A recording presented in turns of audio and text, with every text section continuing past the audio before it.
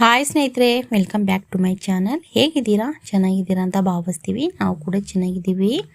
Arpita creation channel ಯಾರಾದರೂ ಹೊಸಬ್ರು video ನೋಡ್ತಾ ಇದ್ದರೆ ಸಬ್ಸ್ಕ್ರೈಬ್ ಆಗಿಲ್ಲ ಅಂದರೆ ಸಬ್ಸ್ಕ್ರೈಬ್ ಮಾಡಿ ಸಪೋರ್ಟ್ ಮಾಡಿ ಸ್ನೇಹಿತರೆ.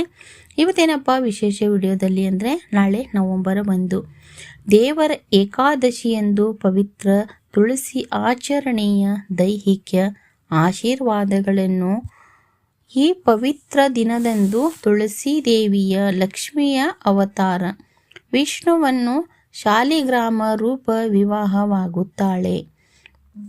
ಇದು ಚಾತುರ್ಮಾಸದ ಅಂತ್ಯ ಮತ್ತು ಎಲ್ಲ ಶುಭ ಸಮಾರಂಭಗಳನ್ನು ಮತ್ತು ವಿವಾಹಗಳ ಆರಂಭವನ್ನು ಸೂಚಿಸುತ್ತದೆ. ತುಳಸಿ ದೇವಿಗೆ ಭಕ್ತಿಯಿಂದ ಕೆಂಪು ಚೂರ್ಣಿ ಸ್ಕಾರ್ಟ್ ಅರ್ಪಿಸಿ.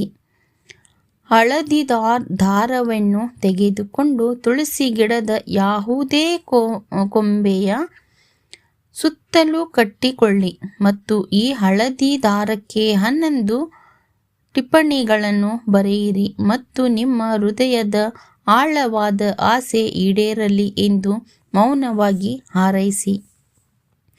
ಈಗ ತುಳಸಿ ಗಿಡದ ಸುತ್ತಲೂ ಕೆಂಪು ಪವಿತ್ರ ದಾರ ಕಲ್ಲವ ಕಟ್ಟಿಕೊಳ್ಳಿ. ತುಳಸಿಯ ಮಾತೆಗೆ ಓಂ ನಮೋ ಭಗವತೆ ವಾಸುದೇವಾಯ ಎಂದು 11 ಅಥವಾ 108 ಬಾರಿ ಪಠಿಸಿ ಹಸಿ ಹಾಲನ್ನು ಅರ್ಪಿಸಿ. ಕಾರ್ತಿಕ ಮಾಸ ನವೆಂಬರ್ 1 ಶನಿವಾರ ಬಂದಿದೆ ಪ್ರಾರಂಭವಾಗುತ್ತದೆ. ಶಿವ ಮತ್ತು ವಿಷ್ಣುವಿನ ದೈಹಿಕ ಆಶೀರ್ವಾದವನ್ನು ಪಡೆಯಲು ಭಕ್ತಿಯಿಂದ ಸರಳ ಪರಿಹಾರವನ್ನು ಅನುಸರಿಸಿ. ಈ ಪವಿತ್ರ ಮಾಸ ನಿಮ್ಮ ಜೀವನವನ್ನು ಶಾಂತಿ ಮತ್ತು ಆಧ್ಯಾತ್ಮಿಕ ಬೆಳಕಿನಿಂದ ತುಂಬಲಿ. ಕಾರ್ತಿಕ ಮಾಸ ನವೆಂಬರ್ 1 ಶನಿವಾರ ಪ್ರಾರಂಭವಾಗುತ್ತದೆ. ಶಿವ ಮತ್ತು ವಿಷ್ಣುವಿನ ದೈಹಿಕ ಆಶೀರ್ವಾದವನ್ನು ಪಡೆಯಲು ಭಕ್ತಿಯಿಂದ ಈ ಸರಳ ಪರಿಹಾರವನ್ನು ಅನುಸರಿಸಿ. ಈ ಪವಿತ್ರ ದಿನ ಶಿವಕೇಶವು ಅನುಗ್ರಹ ಹೊರಬರುವ ಅದ್ಭುತ ಸಮಯ. ಈ ಚಿಕ್ಕ ಪರಿಹಾರವನ್ನು ಭಕ್ತಿಯಿಂದ ಪಾಲಿಸಿ ನಿಮ್ಮ ಜೀವನವನ್ನು ಬೆಳಗಲು ಪ್ರಸಾರವಾಗುತ್ತದೆ.